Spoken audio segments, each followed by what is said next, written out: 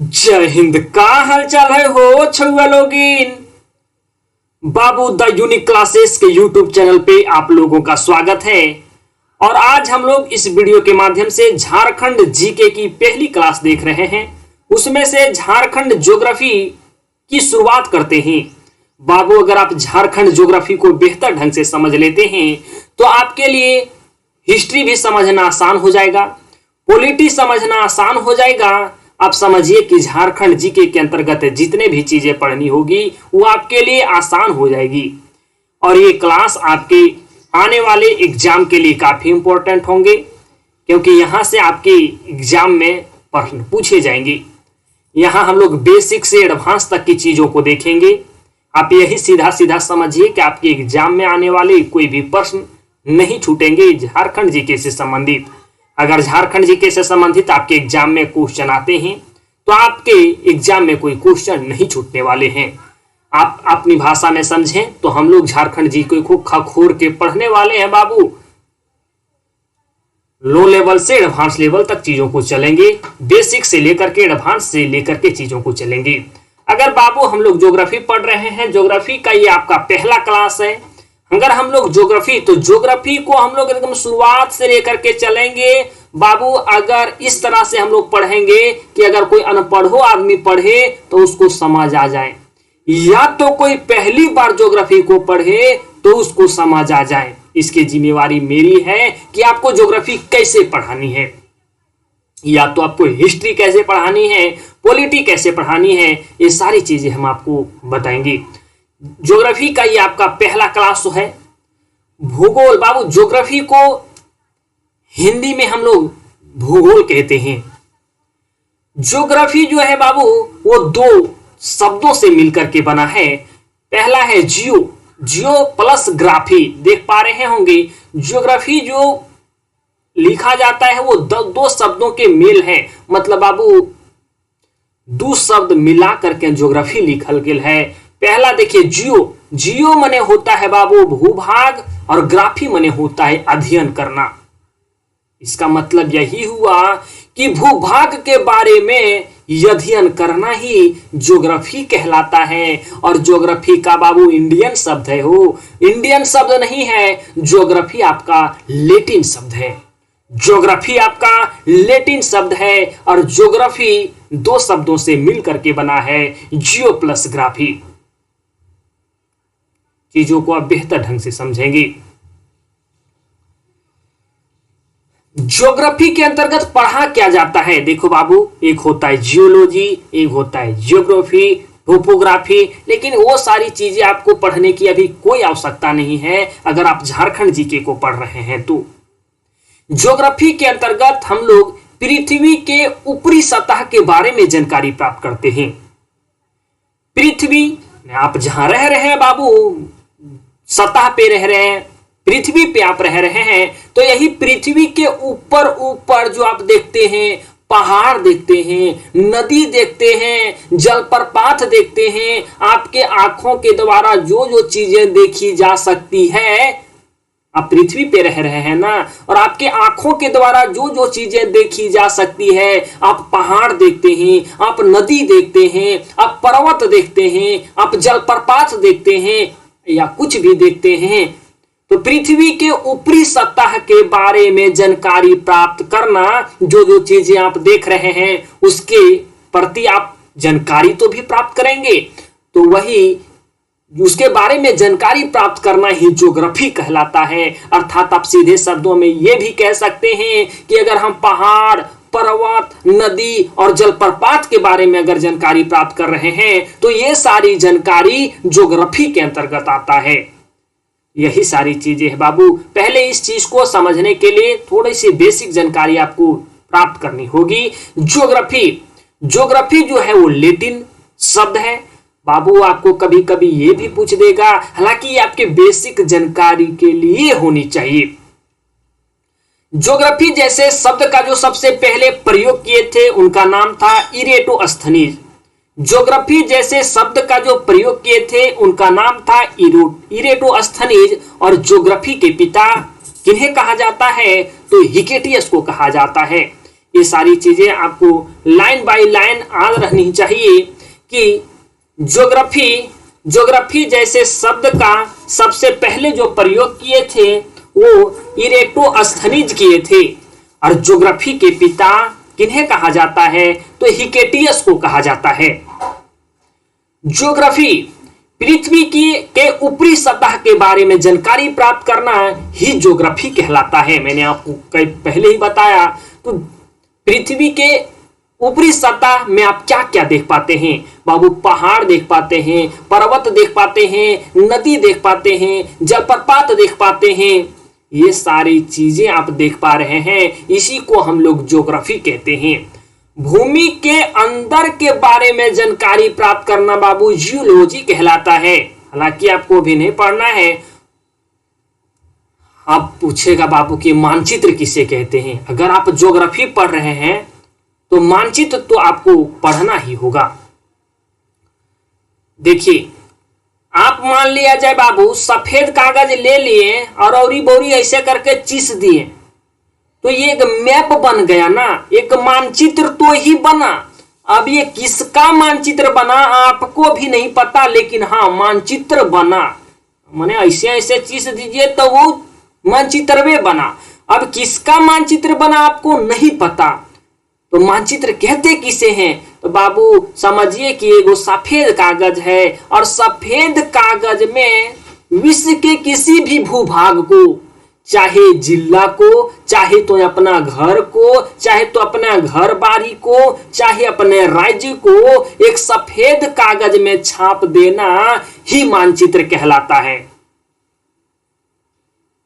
आपका खेत बारी होगा, खेत बारी को ही आप समझिए कि एक सफेद कागज लिए और उस सफेद का कागजा में आप अपने खेतवा को छाप दिए कलम से, तो आपका खेत का मैप हो गया ना। अब यही चीज वहां अगर आप एक कागज लिए और अपने राज्य के मैप को छाप दिए सफेद कागज में, तो आपका राज्य का मैप हो गया, माने मानचित्र हो गया। बाबू मानचित्र को इंग्लिश में मैप कहते हैं। तो यही हम यह कहे हैं बाबू कि विश्व के किसी भी भूभाग में आपका खेतों आ सकता है, आपका राज्य भी आ सकता है, आपका देश भी आ सकता है। किसी भी भूभाग, चाहे वो जिला हो, राज्य हो, देश हो, आपका खेत हो, को सफेद कागज में छाप देना मानचित्र कहलाता है, मैप कहलाता है। चीजों को आप समझ पा रहे हैं? अब बाबू जानकारी प्राप्त करने के लिए ये भी आपके मन में ये प्रश्न आता होगा कि मैप कितने प्रकार के होते हैं, मानचित्र कितने प्रकार के होते हैं। ध्यान दीजिएगा बाबू, आने वाले आपके एग्जाम के लिए, झारखंड एग्जाम के लिए तो काफी इंपॉर्टेंट है। यहां से निश्चित तौर पे आपके एग्जाम में प्रश्न पूछे जाते हैं, आने वाले जितने भी एग्जाम हैं। मैप तो आपने पढ़ लिया साफ शब्दों में कि हम अगर एक सफेद कागज लेते हैं और सफेद कागज में विश्व के किसी भी भूभाग को अगर हम कब्जा में छाप देते हैं तो वही मैप कहलाता है। सही है। तो बाबू मैप कितने प्रकार के होते हैं ये भी आपको समझना होगा कि मैप कितने प्रकार के होते हैं। बबुआ मैप जो है 4 प्रकार के होते हैं। पहला है पॉलिटिकल मैप, दूसरा है फिजिकल मैप, तीसरा है थेमेटिकल मैप और चौथा है ब्लैंक मैप। देखिए ये मैप है तो मैप के 4 प्रकार हैं। पहला है पॉलिटिकल मैप।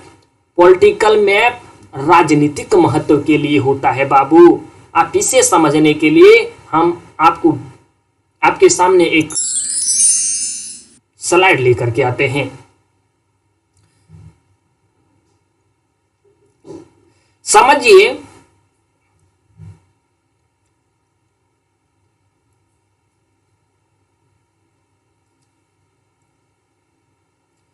ये आपका झारखंड है। पॉलिटिकल मैप हम आपको समझाने की कोशिश कर रहे हैं। ये आपका झारखंड है बाबू। पॉलिटिकल मैप राजनीतिक महत्व के लिए होता है। पॉलिटिकल को हम लोग पॉलिटिक्स से ही जोड़ करके देखेंगे बाबू। यहाँ के मान लिया जाए अभी राजा हेमंत सोरेन जी हैं। अब हेमंत सोरेन जी को कहां तक अपना शासन चलाना है ये कौन निर्धारित करता है? Political map.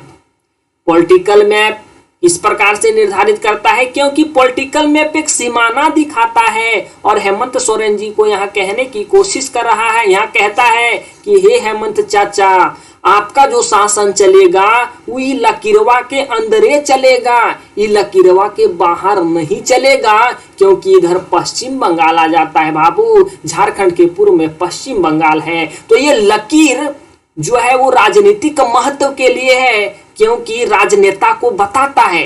राजनीतिक महत्व के लिए इसलिए है क्योंकि राजनेता को बांध करके रखा है कि आपका शासन यहीं तक चलेगा, इससे आगे आपका शासन नहीं चलेगा। तो बाबू यहाँ राजनेता का बात आ रहा है, तो क्या ये मैप राजनीति के महत्व के लिए ना है? तो पॉलिटिक्स से जोड़ने की काम करेंगे, आप पॉलिटिकल जोड़ने का काम करेंगे कि पॉलिटिकल मैप हमें बताता है कि हमारा सरकार कहां तक शासन करेगा। ठीक है। एक है बाबू आपका फिजिकल मैप। फिजिकल मैप में यह दर्शाया जाता है कि पहाड़ कहां है, पर्वत कहां है, नदी कहां है, जलप्रपात कहां है।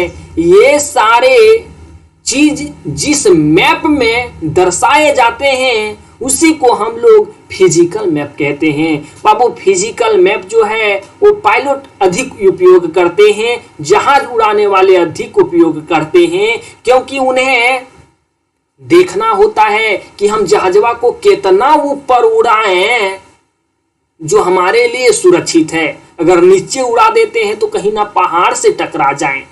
तो ये पॉलिटिकल मैप हम आपको बताएं कि पॉलिटिकल मैप में आपका पहाड़, पर्वत, जंगल, ये सारी चीजों को दर्शाया जाता है। और ये क्या हम लोग के लिए उपयोग है पढ़ने के लिए, लेकिन अगर वास्तविक रूप से इसका उपयोग जो करते हैं वो जहाज उड़ाने वाले लोग करते हैं, क्योंकि उनके ये काम का चीज है कि हमें कितना ऊपर जहाज उड़ाना चाहिए कि जहाजवा हमारे पहाड़ से ना टकरा जाए। एक होता है बाबू थेमेटिकल मैप। देखिए फिजिकल मैप में हम आपको यहां बता दिए हैं कि ये प्राकृतिक महत्व के लिए होता है। प्राकृतिक महत्व जैसे हम आपको पहाड़, पर्वत, जंगल, ये सारी चीजें जो बता रहे हैं प्राकृतिक चीजें ही तो है, तो ये प्राकृतिक महत्व के लिए है। थेमेटिकल मैप क्या होता है? थेमेटिकल मैप में हम लोग किसी खास चीजों को दर्शाने की कोशिश करते हैं। बाबू थेमेटिकल मैप में किसी खास चीजों को दर्शाया जाता है, जैसे कि नेशनल हाईवे को दर्शाया जाता है, तो कोई खास चीज है। जैसे आपका रेलवे मार्ग को दिखाया जाता है, तो कोई खास चीज को डिनोट करने के लिए, किसी खास चीज को दिखाने के लिए हम लोग थेमेटिकल मैप का प्रयोग करते हैं। जैसे कोई रेल मार्ग हो, सड़क मार्ग हो, राष्ट्रीय राजमार्ग हो, ऐसे ऐसे खास चीजों को दर्शाने के लिए हम लोग थेमेटिकल मैप का प्रयोग करते हैं। एक होता है बाबू ब्लैंक मैप। ब्लैंक मैप माने ब्लैंक माने ही होता है बाबू खाली, है ना, सफेद माने समझिए खाली। तो ये अगर पॉलिटिकल मैप, फिजिकल मैप और थेमेटिकल मैप तीनों मैप अगर आप पढ़ लेते हैं तो आपको मास्टरवा एगो दे देगा सफेद कागज और कहेगा बाबू आपको हम फिजिकल मैप भी पढ़ाएं, पॉलिटिकल मैप भी पढ़ाएं, थेमेटिकल मैप पढ़ाएं। अब हाँ आप हमको इस पढ़ाने के बदले कुछ तो आपको आ रहा होगा ना, तो हम आपको दे देते हैं एक सफेद कागज, और सफेद कागज में आपको दिखाना है ये छाप करके कि आपने पॉलिटिकल मैप में क्या पढ़ा, फिजिकल मैप में क्या पढ़ा और थेमेटिकल मैप में क्या पढ़ा। तो ये क्या होता है, ब्लैंक मैप एक सफेद कागज होता है जिसमें आपको दर्शाना होता है।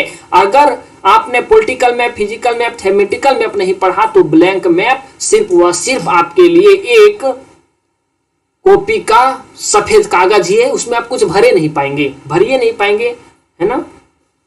इसे समझने के लिए थोड़ा सा हम, ये क्या है पॉलिटिकल मैप? देखिए ये भारत का बाबू नक्शा है, तो ये पॉलिटिकल मैप है। इसमें आपको दर्शाया जाएगा कि कौन जिला, पूरा जिला का सीमाना तक यहां दर्शाया जाता है। अब पूरे स्टेट का सीमाना दिखाया जाता है। तो ये पॉलिटिकल मैप जो है पॉलिटिक्स के लिए है। फिजिकल मैप देखिए बाबू, इसमें देखिए हरा हरा दिख रहा है ना, तो यही सब जंगल देखिए, पहाड़, यही सब चीजों को दिखाया जाता है। थेमेटिकल मैप में किसी खास चीजों को दिखाया जाता है, जैसे राष्ट्रीय राजमार्ग वगैरह हो गया। ये हो गया आपका ब्लैंक मैप।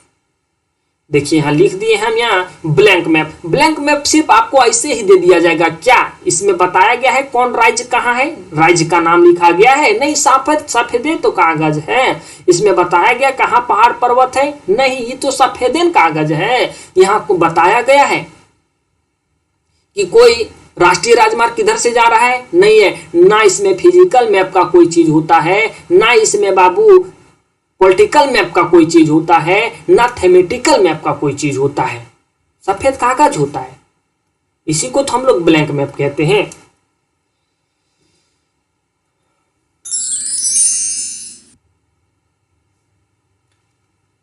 बाबू देश को, अगला पॉइंट देखिए, देश को राज्य में, राज्य को प्रमंडल में, प्रमंडल को जिला में, जिला को अनुमंडल में, अनुमंडल को प्रखंड में, प्रखंड को पंचायत में और पंचायत को गांव में क्यों विभाजित किया जाता है, माने क्यों बांटा जाता है? हमारा देखिए देश, हमारे भारत देश, हम लोग का एक झारखंड राज्य में हम लोग रहते हैं, एक परमंडल, झारखंड राज्य के जो परमंडल अंतर्गत परमंडल है बाबू, वो 5 परमंडल हैं। हम आपको बताएंगे बाबू कि पहला पलामू परमंडल, उत्तरी छोटा नागपुर परमंडल, दक्षिणी छोटा नागपुर परमंडल, संथाल परगना परमंडल और कोल्हान परमंडल, 5 परमंडल हैं। जिला अगर बात करें झारखंड में तो टोटल 24 जिला हैं, और अनुमंडल की बात करें तो 45 अनुमंडल हैं, और प्रखंड की बात करें तो 264 प्रखंड हैं। पंचायत की बात करें तो 4559 पंचायत हैं, और गांव की बात करें तो 32,620 गांव हैं।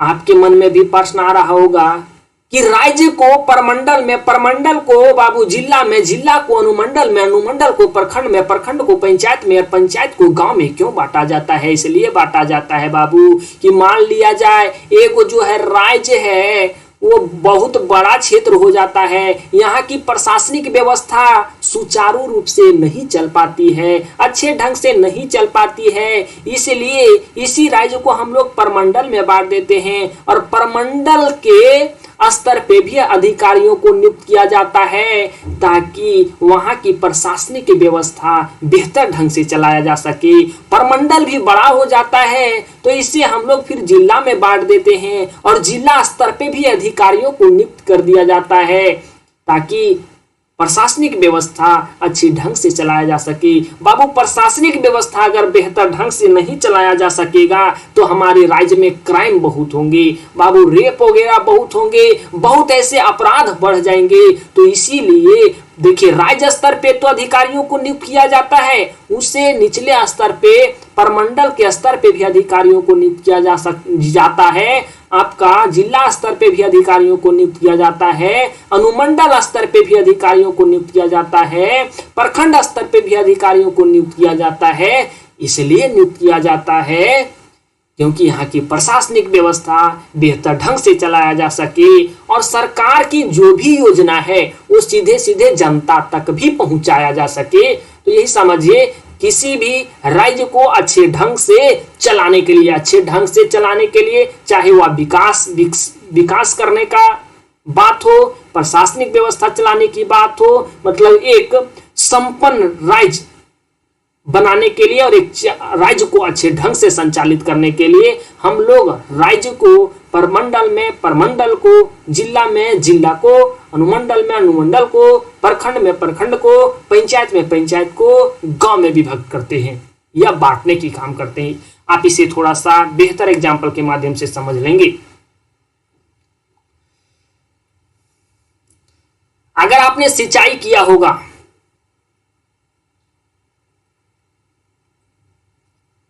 बाबू अगर सिंचाई किए होंगे आप, तो मशीन, पानी फेंकने वाला मशीन पे अगर डिलीवरी, ये आपका पाइप नहीं लगाएंगे, पाइप नहीं लगाएंगे तो पनिया यहीं अगर मशीनिया फेंक देता है तो कुछ पनिया इधर चल जाएगा, कुछ पनिया इधर चल जाएगा, कुछ पनिया इधर चल जाएगा, और अगर आपका खेतवा यहाँ है तो आपका खेतवा तक कभी पनिये नहीं पहुंच पाएगा, क्योंकि सभी पनिया इधर इधर ही बिखर जाएगा। तो बाबू सब पनिया इधर इधर बिखर जाएगा तो आपका टारगेट तक वो पानी पहुंच ही नहीं पाएगा, क्योंकि आपको अपना खेत सिंचाई करना था, आपको अपना खेत सिंचाई करना था। ठीक उसी प्रकार से जिस प्रकार से एक पाइप आपको खेत सिंचाई करने के लिए उपयोग आप लाते हैं, इस पाइप को अपने खेत की सिंचाई करने के लिए उपयोग लाते हैं, ताकि डायरेक्ट मशीनिया जो पनिया फेंक रहा है वो आपके खेतवे तक पहुंचे। ठीक उसी प्रकार से सरकार की सारी योजनाओं या तो प्रशासनिक व्यवस्था को सीधे सीधे जनता तक पहुंचाने के लिए ही ये सारे चीजों का प्रयोग किया जाता है। जिस प्रकार से आपने पाइप का प्रयोग किया कि सीधा पनिया हमारे खेतवे तक पहुंचे, ठीक उसी प्रकार से ये सारे चीजों का प्रयोग इसलिए किया जाता है, या ये सारे चीजों का विभक्त इसलिए किया जाता है कि सीधा सीधा लाभ जनता तक पहुंच पाए। हम यहाँ एक लाइन में लिखे हैं कि देश को राज्य में, राज्य को परमंडल में, परमंडल को जिला में, जिला को अनुमंडल में, अनुमंडल को प्रखंड में, प्रखंड को पंचायत में, पंचायत को गांव में प्रशासनिक व्यवस्था बाबू थोड़ा सा यहाँ टाइपिंग मिस्टेक है, सुचारू रूप से संचालित करने के लिए विभाजित किया जाता है। ठीक, अब यहाँ आपको मैंने ये मैथ बता ही दिया। हम आपको बताएं कि बाबू परमंडल 5 है, परमंडल 5 है। पहला है पलामू परमंडल, दूसरा है उत्तरी छोटा नागपुर परमंडल, और तीसरा है दक्षिणी छोटा नागपुर परमंडल, चौथा है संथाल परगना परमंडल, और पांचवा है बाबू कोल्हान परमंडल। हमारे राज्य में 5 परमंडल हैं। 5 परमंडल आपका यहां नाम मेंशन है बाबू। परमंडल को जिला में बांटा गया है, तो आपके मन में ये भी प्रश्न आ रहा होगा कि बताइए कि पलामू परमंडल के अंतर्गत कितने जिले हैं। जैसे बाबू बाबा के कई बेटा रहते हैं ना, तो ठीक उसी प्रकार से समझिए पलामू परमंडल या तो कोई भी परमंडल के अंतर्गत कितने कई जिले रहते हैं। तो पलामू परमंडल के अंतर्गत 3 जिले हैं। उत्तरी छोटा नागपुर परमंडल के अंतर्गत 7 जिले हैं। दक्षिणी छोटा नागपुर परमंडल के अंतर्गत 5 जिले हैं। संथाल परगना परमंडल के अंतर्गत 6 जिले हैं, और कोल्हान परमंडल के अंतर्गत 3 जिले हैं। ठीक है, जोड़िए। पलामू परमंडल के अंतर्गत 3 जिले, उत्तरी छोटा नागपुर परमंडल के अंतर्गत 7 जिले, 7 और 3 10, और दक्षिणी छोटा नागपुर परमंडल के अंतर्गत 5 जिले 15, संथाल परगना परमंडल के अंतर्गत 6 जिले 21, और कोल्हान परमंडल के अंतर्गत 3 जिले 21 और 3 24। तो झारखंड में टोटल 24 जिले ही हैं। पहले हम लोग देख लेते हैं पलामू परमंडल। पलामू परमंडल का जो मुख्यालय है वो मेदिनी नगर है। डॉल्टनगंज पहले था, लेकिन बाद में इसका नाम चेंज कर दिया गया और इसका नाम रखा गया मेदिनी नगर। मेदिनी नगर रखा गया, पहले डॉल्टनगंज था, इसलिए डॉल्टनगंज था बाबू, क्योंकि पलामू परमंडल में चेरो शासक का बहुत दिनों तक शासन रहा था, और वहां के एक शासक थे जिनका नाम था डॉल्टन कर्नल। तो वे अपने नाम के हिसाब से पलामू परमंडल का मुख्यालय का नाम रख दिए थे डॉल्टनगंज।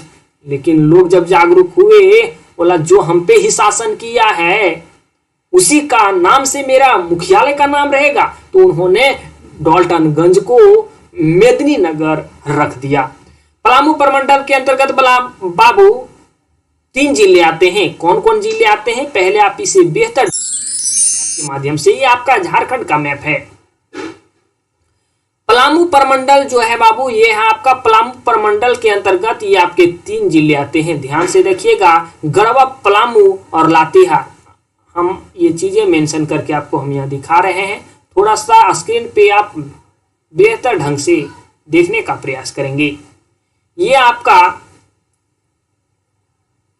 पलामू परमंडल है। पलामू परमंडल के अंतर्गत 3 जिले, गढ़वा, पलामू और लातेहार। अगला है उत्तरी छोटा नागपुर परमंडल। उत्तरी छोटा नागपुर प्रमंडल को भी हम यहां दर्शाने की कोशिश कर रहे हैं।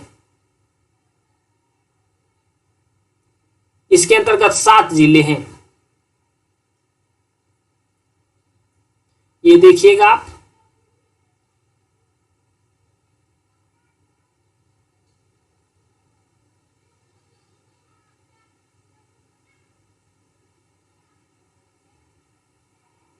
ये 7 जिले हैं।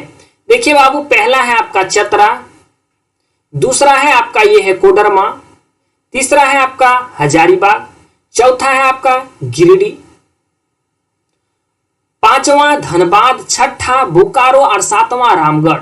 ये जरूरी नहीं कि क्रम में आपको याद रखना है, हम आपको यहां गिनवा दिए कि टोटल उत्तरी छोटा नागपुर प्रमंडल के अंतर्गत 7 जिले हैं।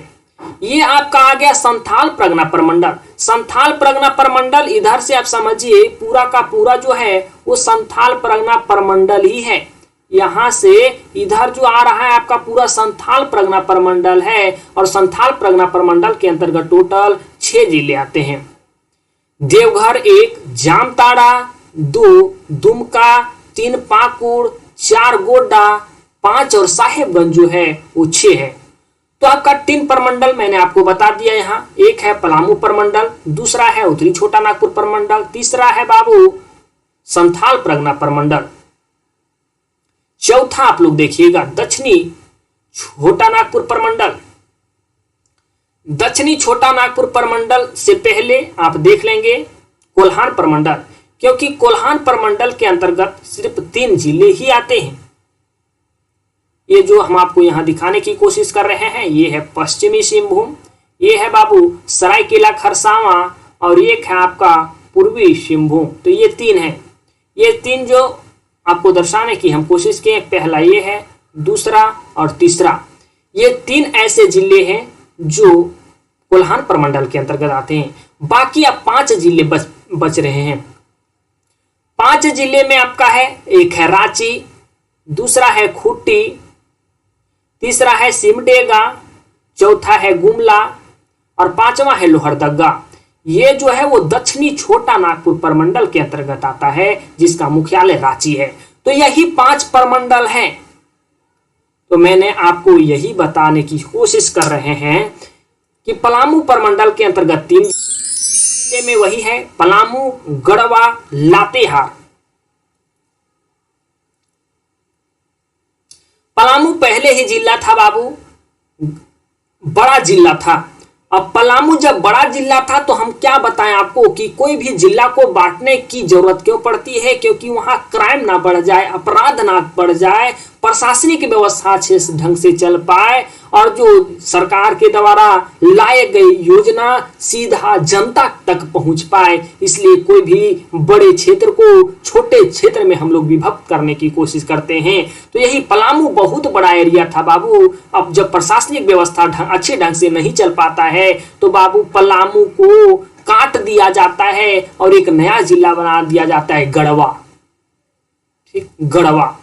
अब बाबू गढ़वो फिर भी पलामू बड़ा ही रहता है, फिर भी पलामू बड़ा ही रहता है। तो फिर प्रशासनिक व्यवस्था बेहतर ढंग से नहीं चलाया जा सकता था, तो फिर से पलामू को एक और जिला बना दिया गया, लातेहार बना दी। उस जिला को काटा गया और एक नए जिला का निर्माण किया गया, जिस जिला का नाम पड़ा लातेहार। देखिएगा, माने यही सीधा सीधा समझिए कि बड़का जो पलामू जिलवा था ओकरा 2 बार काटल गया है। इसको 2 बार काटा गया है केक जैसन। पहल का जो काटा गया तो बना गढ़वा, और दूसर का बार जो काटा गया वो बना लातेहार। तो पलामू को 2 बार टोन दिया गया है, काट। यहां समझाने की आपको जरूरत नहीं है। ये पूरा का पूरा जो था बाबू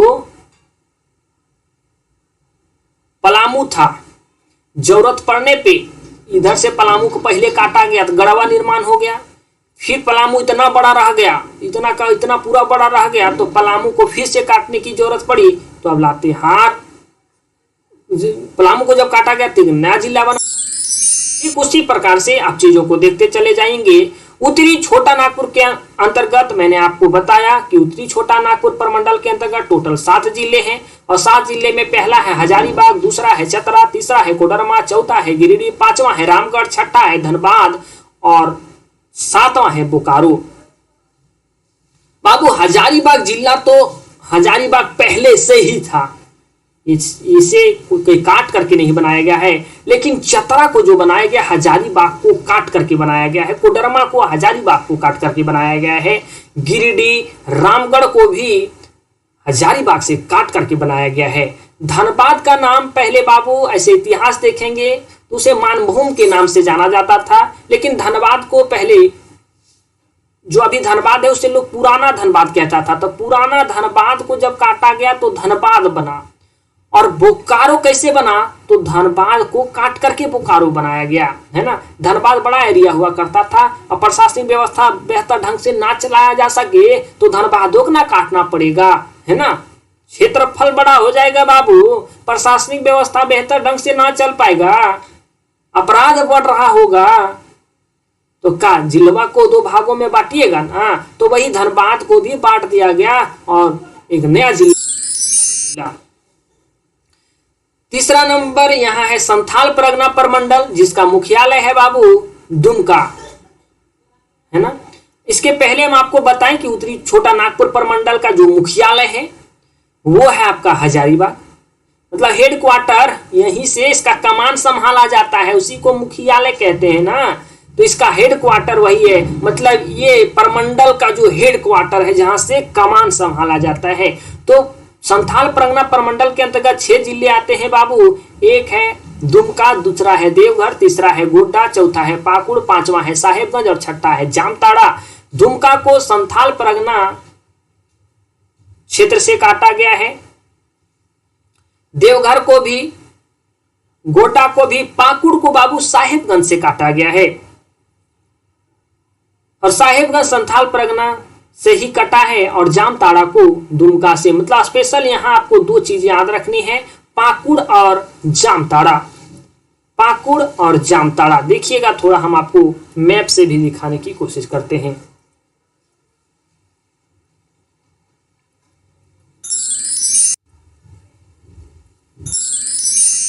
पाकुड़ कहां है, पाकुड़ ये वाला हो गया, मैप को आप याद रखेंगे बाबू। पाकुड़ को साहिबगंज, देखिए साहिबगंज पहले इतना को बड़कागो था, अब फिर इसे काटा गया तो एक अलग जिला का निर्माण हुआ। देखिए जामताड़ा आपका यहां है और दुमका यहां है, तो दुमका से जामताड़ा को काटा गया, जिलवा बड़ा होगा तो काटना पड़ेगा। नेक्स्ट है बाबू दक्षिणी छोटा नागपुर प्रमंडल, जिसका मुख्यालय है रांची। और रांची तो पहले से एक जिला था, लोहरदगा दूसरा है, तीसरा है गुमला और चौथा है खुट्टी और पांचवा है सिमडेगा।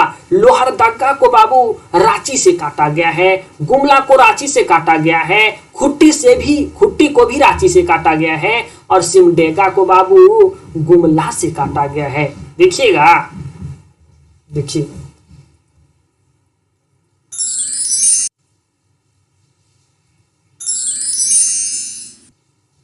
मैप आपको याद रखना बहुत ही जरूरी होगा बाबू। ये है आपका गुमला और गुमला इतना गो बड़ा था, अब इतना गो जब बड़ा था तो इसको काटना जरूरी है ना है। अब काट दिया तो जिलवा का नाम सिमडेगा।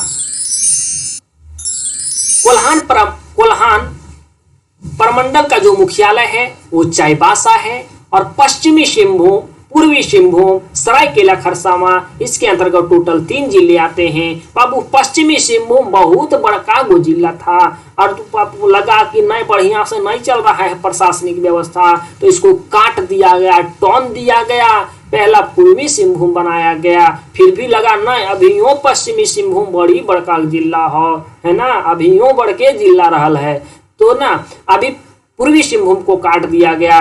अब पूर्वी सिंहभूम काटने के बाद पश्चिमी सिंहभूम बड़का जिला था, तो फिर से एक और जिला बना दिया गया पश्चिमी सिंहभूम को काट करके। उस जिला का नाम था सरायकेला खरसावां, है ना, अभी भी है।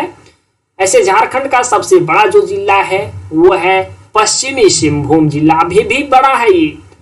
आपको एक लाइन ऑनलाइनर क्वेश्चन के रूप में आप इसे भी याद रख लेंगे कि झारखंड का जो सबसे बड़ा संसदीय क्षेत्र है वो पश्चिमी सिंहभूम का ही है और छोटा है वो चतरा का है। ये हम आपको बताएंगे ही।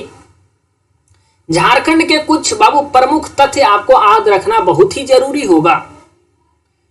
पूछता है ना कि बाबू झारखंड राज्य के कितने जिला बिहार राज्य को स्पर्श करती है। आप समझने की यहाँ कोशिश करेंगे। यहाँ कह रहा है कि बाबू जो आपका झारखंड है, झारखंड जो है वो बिहार राज्य माने उत्तर में बिहार है आपका, मैप के माध्यम से समझिए।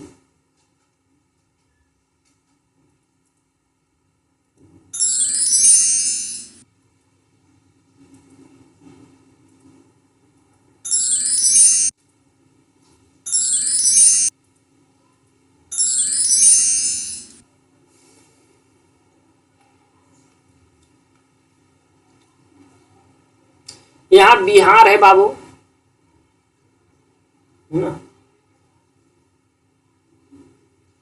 यहां आपका पश्चिम बंगाल है,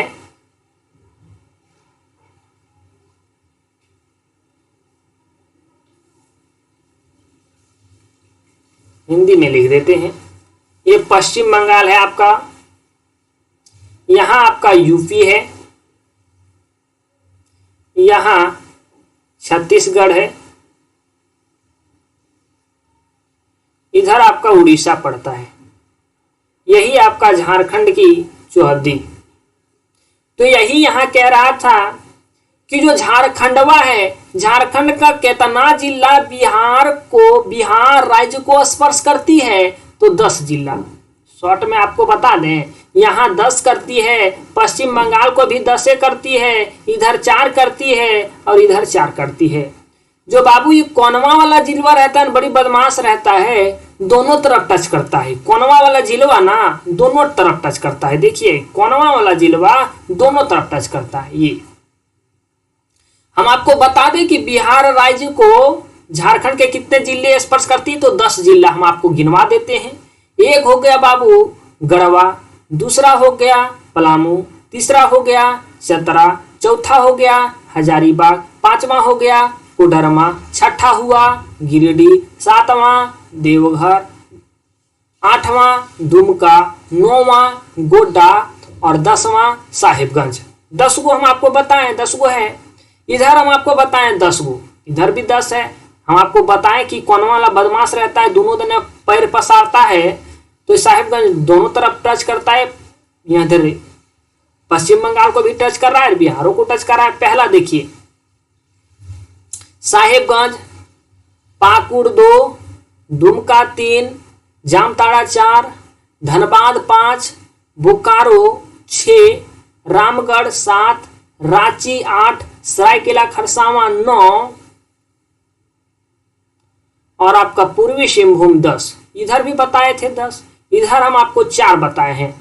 4 बताए हैं, कोनवाला दोनों टच करता है, तो पूर्वी सिंहभूम 1, सरायकेला खरसावां 2, पश्चिमी सिंहभूम 3 और सिमडेगा 4। ये भी बताए थे 4 की उड़ीसा को हमारा जो झारखंड राज्य के जिले हैं वो 4 ही जिले उड़ीसा को स्पर्श करते हैं। छत्तीसगढ़ को भी 4 जिले स्पर्श करते हैं।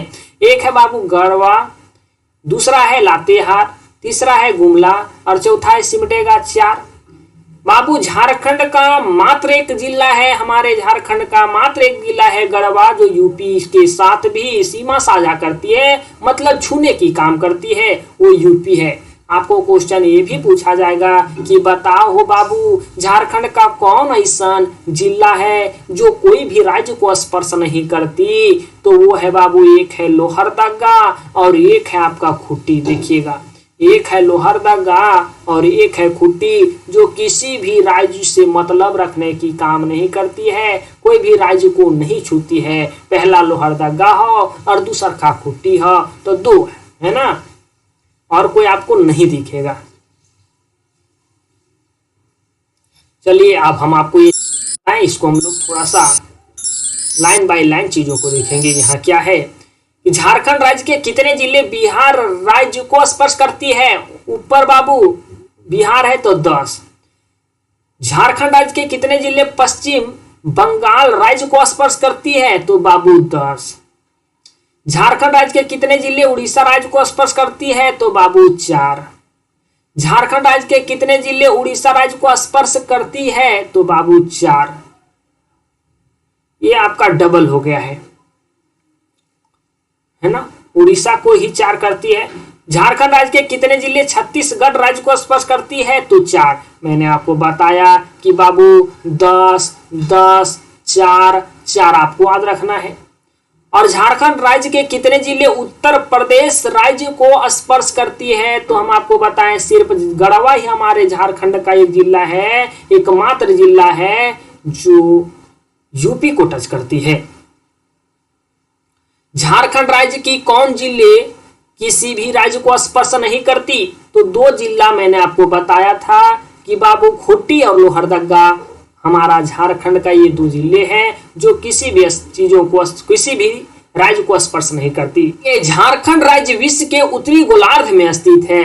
बाबू इस चीज को थोड़ा सा बेहतर ढंग से समझेंगे। बाबू आप फुटबॉल देखे होंगे, उसे हम लोग कहते हैं गोला, है ना। अरे गोला को अगर 2 भागों में बांट देते हैं तो ज्योग्राफी मैप के अनुसार बाबू ऊपर वाला भाग को हम लोग कहते हैं उत्तर। तो इसको हम लोग काटें तो ऊपर वाला को कहें हम लोग उत्तरी गोलार्ध। एक गोला को 2 भागों में काट दिए तो ऊपर वाला को हम लोग कहेंगे उत्तरी गोलार्ध और नीचे वाला को कहेंगे दक्षिणी गोलार्ध। तो उत्तरी गोलार्ध में ही हमारा भारत स्थित है और भारत के अंदर ही झारखंड स्थित है। तो यही बात है बाबू कि जो झारखंड है वो विश्व के उत्तरी गोलार्ध में स्थित है। यही यहाँ कहता है कि झारखंड राज्य विश्व के उत्तरी गोलार्ध में स्थित है और उत्तरी गोलार्ध में बाबू पानी अधिक है। अब जानकारी के लिए हम आपको बता दें, और दक्षिणी गोलार्ध में जमीन अधिक है। देखिए ऊपर में बाबू पानी अधिक है और नीचे में जमीन अधिक है।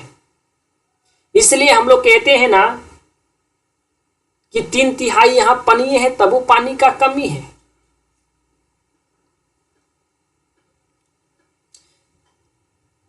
नेक्स्ट है झारखंड राज्य की मानसून जो है वो उष्णकटिबंधीय मानसून है। झारखंड राज्य एक स्थलबद्ध क्षेत्र है। ये उष्णकटिबंधीय हम आपको बेहतर ढंग से पढ़ाएंगे मैप में बाबू कि उष्णकटिबंधीय किसी कहते हैं। उष्ण माने होता है बाबू गर्म, और ज्योग्राफी के भाषा में कटिबंधीय का मतलब होता है क्षेत्र। क्षेत्र को ज्योग्राफी के भाषा में हम लोग कहते हैं कटिबंधीय। तो यहाँ गर्म क्षेत्र है ना, गर्म क्षेत्र है, उष्ण कटिबंधीय क्षेत्र है। हम आपको मैप के माध्यम से बताएंगे तो ये सारी चीजें क्लियर हो जाएगा। झारखंड जो राज्य है वो स्थलबद्ध क्षेत्र है, जलबद्ध क्षेत्र नहीं है, स्थलबद्ध क्षेत्र है। स्थलबद्ध किसे कहेंगे? क्योंकि आपको पता है बाबू कि झारखंड के चारों तरफ जो है वो पहाड़ है, पर्वत है, मतलब उबड़ खाबड़ है। तो यही अगर उबड़ खाबड़ है, पहाड़ों से घिरा हुआ है, मतलब कहेंगे कि वो स्थल है। तो स्थल से घिरा हुआ है मतलब स्थल से बंधा हुआ क्षेत्र है हमारा झारखंड। ये झारखंड यहाँ है तो इसके बगल में पहाड़, पर्वत, ये सारे चीज माने साइड साइड से हैं। तो ये स्थल से घिरा हुआ है मतलब स्थल से बंधा हुआ है। जब स्थल से बंधा हुआ है इसलिए हम लोग कहते हैं कि झारखंड एक स्थलबद्ध क्षेत्र है।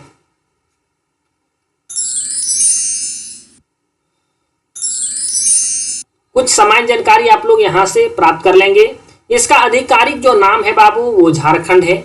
इसकी स्थापना 15 नवंबर 2000 ईस्वी को बिरसा मुंडा के जन्म दिवस के अवसर पे इनका स्थापना दिवस रखा गया है। इसकी राजधानी बाबू रांची है, रूप राजधानी दुमका है। दुमका साथ ही साथ मेदिनीनगर, चाईबासा, गिरिडीह को उप राजधानी घोषित किया गया है ना। इसका जो उच्च न्यायालय है, उच्च न्यायालय यहाँ मिस्टेक हो गया है, यहाँ उच्च न्यायालय जो है इसका अर्थात हाई कोर्ट जो है वो रांची में है। राजधानी में राजकीय भाषा इसका हिंदी है और द्वितीय राज्य जो भाषा है वो उर्दू है, संथाली, मुंडारी, खोखड़िया, कुरमाली खोटा, नागपुरी पंचपरगनिया और बंगला है। ये सारी जो भाषा है वो द्वितीय राजकीय भाषा के अंतर्गत आते हैं। राज्य के प्रतीक चिन्ह, राजकीय पशु हाथी है, राजकीय पक्षी कोयल है, ये आपको एक लाइन में याद रखना है। राजकीय पुष्प पलाश है, इसमें कोई कॉन्सेप्ट नहीं है बाबू, नाम है याद रखना है। राजकीय वृक्ष जो है वो साल है। अक्षांशीय विस्तार अगर देखा जाए झारखंड की भौगोलिक परिचय में अगर हम लोग देखते हैं तो अक्षांशीय विस्तार इसका है 31 डिग्री 58 मिनट 10 सेकंड से लेकर के 25 डिग्री 58 मिनट उत्तरी अक्षांश है। और इसका दिशांतरीय विस्तार का बात किया जाए तो 83 डिग्री 19 मिनट 50 सेकंड से लेकर के 87 डिग्री 57 मिनट पूर्वी दिशांतर है। झारखंड की जो आकृति है बाबू वो चतुर्भुजाकार है। ये आपको थोड़ा सा ये चीजें नहीं समझ आया होगा कि अक्षांशीय विस्तार दिशांतरीय विस्तार क्या होता है। बाबू आप अगर मैप पढ़ेंगे, जब हम आपको मैप बेहतर ढंग से पढ़ाएंगे उस समय आपको ये सारी चीजें क्लियर हो जाएगा। कुछ चीजें हैं जो आपको नए लगेंगे, लेकिन आगे पढ़ने के बाद वो सारे कॉन्सेप्ट आपके क्लियर हो जाएंगे। बस आपको यहाँ थोड़ा एक आंकड़ा याद रख लेना है। झारखंड की जो आकृति है, मतलब झारखंड की रकम देखा हो, किस प्रकार से झारखंड दिखता है, तो बाबू चतुर्भुजाकार, गोल नहीं चतुर्भुजाकार दिखता है। राज्य का जो क्षेत्रफल है वो 79,714 वर्ग किलोमीटर है। हमारा झारखंड जो है 79,714 वर्ग किलोमीटर पे फैला हुआ है।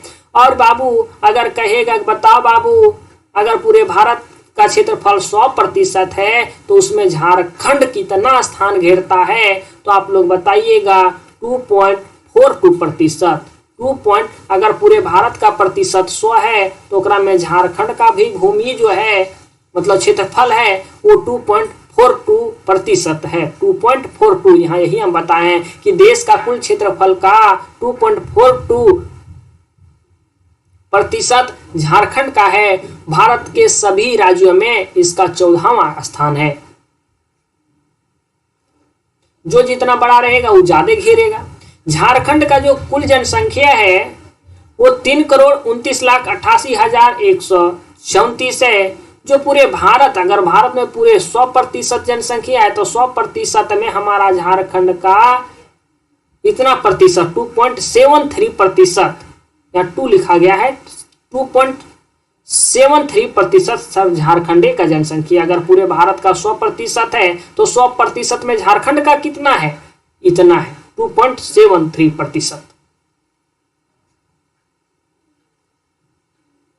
झारखंड की अगर लंबाई की बात करें तो 380 किलोमीटर बाबू। उत्तर से दक्षिण माने ये 380। आइए थोड़ा मैप से देख लेते हैं।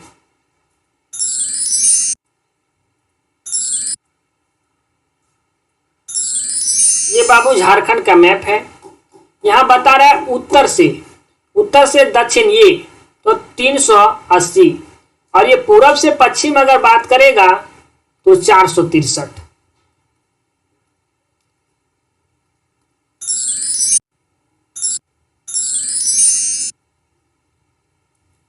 राज्य की सबसे ऊंचा जो पर्वत है वो पारसनाथ पहाड़ है, जिसकी अगर मीटर में बात की जाए तो 1365 मीटर इसकी ऊंचाई है। फीट में बात की जाए तो 4478 फीट इसकी ऊंचाई है, जो गिरिडीह जिला में स्थित है। झारखंड की सीमा से लगे अन्य राज्य जो है बाबू वो उत्तर में बिहार है, हम आपको बताएं, दक्षिण में उड़ीसा है, पूर्व में पश्चिम बंगाल है, और छत्तीसगढ़ जो है बाबू पश्चिम में छत्तीसगढ़, और पूर्वोत्तर मतलब पूरब और उत्तर माने कोनवा में यूपी है। झारखंड की औसत वर्षा 100 सेंटीमीटर से 140 सेंटीमीटर है। सर्वाधिक वर्षा वाला स्थान नेतरहाट है। सर्वाधिक ठंडा स्थल जो है वो नेतरहाट का ही है, जहां अधिक पानी गिरेगा वहीं ज्यादा ठंडा होगा। सर्वाधिक गर्म स्थल की बात करें तो जमशेदपुर है बाबू, ढेर कल कारखाना है वहां, तो ऐसे भी वातावरण तो गर्म रहेगा। तो वहां सबसे अधिक गर्म स्थल है झारखंड का वो जमशेदपुर है, जो पूर्वी सिंहभूम जिला के अंतर्गत आता है। सर्वाधिक जलप्रपात वाला जिला बाबू वो रांची है। इसमें टोटल अभी 7 से भी अधिक झरने हैं, वहां जलप्रपात है। सर्वाधिक गर्म जलकुंड जो है वो सबसे अधिक गर्म जलकुंड झारखंड में कहाँ है? तो वो है हजारीबाग जिला में, और वो है सूरज कुंड, जिसकी अगर डिग्री सेल्सियस में बात करें तो 85 डिग्री सेल्सियस वहाँ का पानी गर्म है, और फ़ारेनहाइट की बात करें तो 190। झारखंड के अंतर्गत कुछ सामान्य जानकारी के अंतर्गत आपको ये भी याद रखना होगा, राज्य से गुजरने वाली जो है बाबू वो कर्क रेखा है। रांची से कर्क रेखा गुजरती है, मकर रेखा नहीं, कर्क रेखा। झारखंड की जो मुख्य फसल है वो धान है। सबसे बड़ा वन जो है वो सारंडा का वन है जो पश्चिमी सिंहभूम में है। सबसे लंबी नदी है वो दामोदर नदी है। सबसे ऊंचा जलप्रपात बूढ़ा घाघ जलप्रपात है जो लातेहार जिला में स्थित है, और बूढ़ा नदी पे इसका निर्माण हुआ है। और इसकी ऊंचाई की बात करें तो 400 फीट इसकी ऊंचाई है।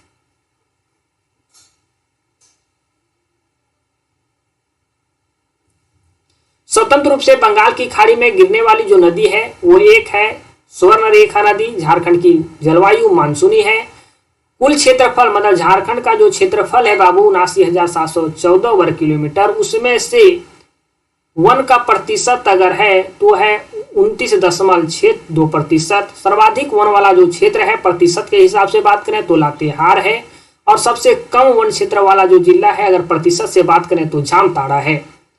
क्षेत्रफल की दृष्टि से अगर सबसे बड़ा जिला है तो पश्चिमी सिंहभूम है, और सबसे छोटा जिला जो है वो रामगढ़ है हमारे झारखंड का।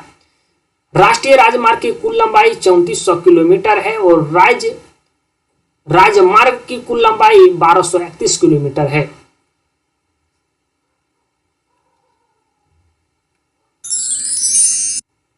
झारखंड की कुछ राजनीतिक एवं प्रशासनिक परिचय की अगर हम लोग बात कर लेते हैं तो झारखंड में टोटल 5 प्रमंडल, 24 जिला, अनुमंडल 45, प्रखंड 264। आपको बताएं नगर निगम की संख्या यहाँ 9 है। 9 में से पहला है रांची, दूसरा है धनबाद, तीसरा है देवघर, चौथा है चास, पांचवा है आदित्यपुर, छठा है हजारीबाग, सातवां है मेदिनी नगर, आठवां है मानगो और 9वां है गिरिडीह। राज्य निर्माण के समय हमारे झारखंड में टोटल 18 जिले थे।